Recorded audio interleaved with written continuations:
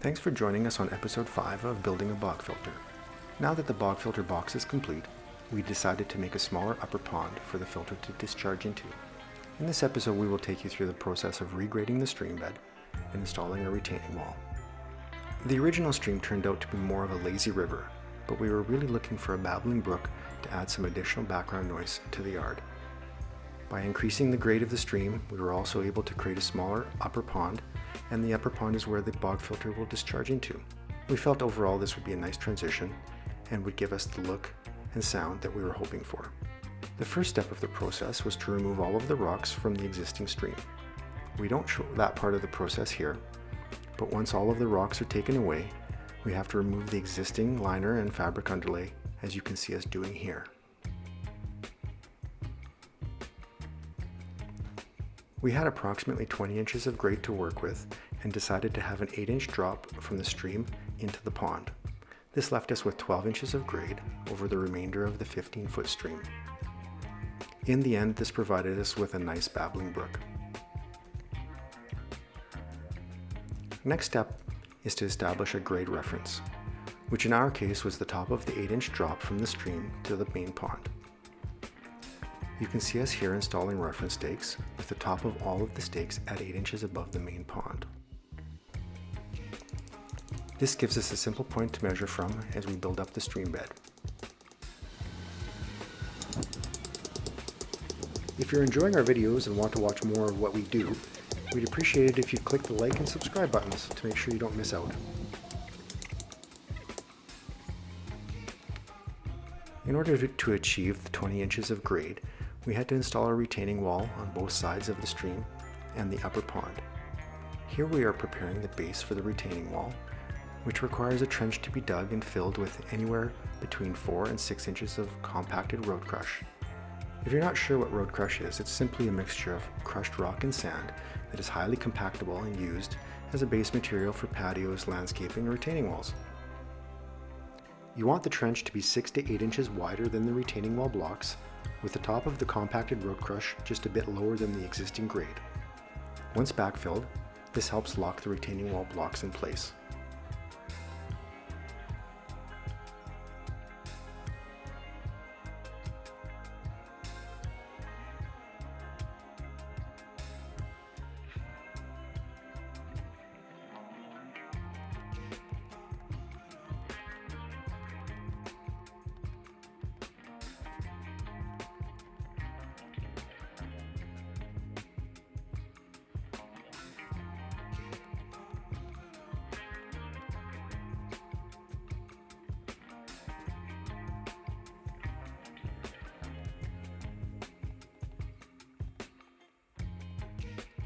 It's best practice to layer the road crush in 1 to 2 inch layers and tap it to get it proper compaction. Continue doing this until you've reached the appropriate depth.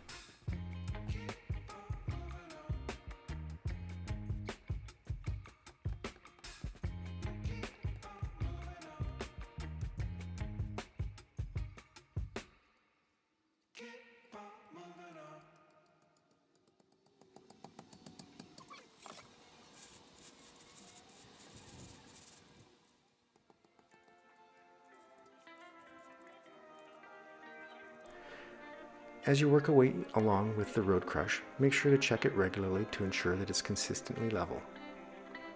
If you take your time on the base, setting the blocks is as easy as placing them down and giving them a light tap to set them.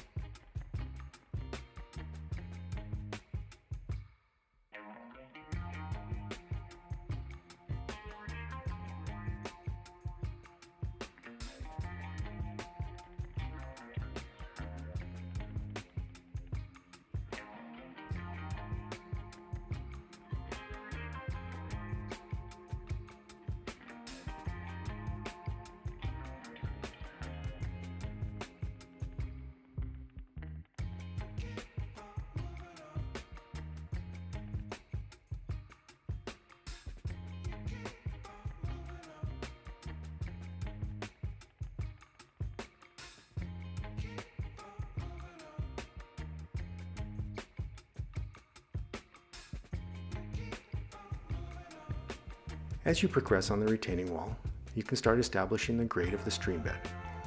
Again, building it up in layers and compacting each layer until you reach your final elevation.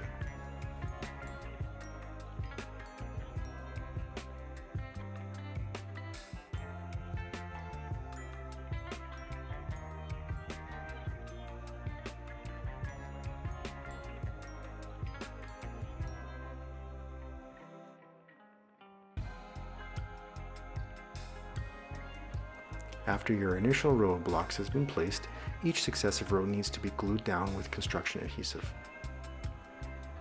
We used LePage PL Premium, but you can go to your local hardware store to see what they recommend in your area.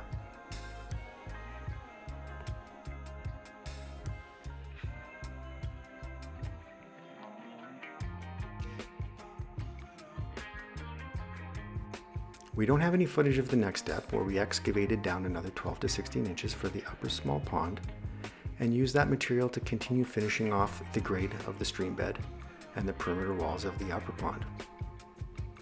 However, in this shot from our next episode, you can see the exterior retaining wall profile, the upper shelf, and the base level of the pond, as well as the transition into the stream. If you enjoyed this video, make sure to subscribe so you don't miss out on episode 6, where we install the fabric underlay, the rubber liner, and the rocks.